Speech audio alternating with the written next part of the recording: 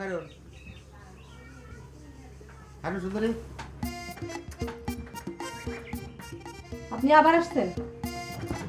আপনার আমি এখানে আসতে নিষেধ করছি? আমার মাথার অবস্থা তো খুবই ভালো, কোনো সমস্যা নেই। এটুকুর মধ্যে আপনার মাথা ভালো হয়ে গেল? এইটুক সময়ের মধ্যে না তো, আগেও ভালো ছিল। তাহলে তখন গুলবাহার করে আবল তাবল করতেছিলেন কি জন্য?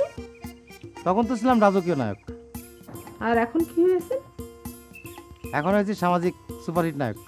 খাইরুল্লো তোমার লম্বা মাথার কেশ, চিরুলো তাদের হাসি দিয়া পাগল করলি দেশ। খাইরুল্লো না হয়নি, আমার কেশও লম্বা না, দাঁতও সিরল না।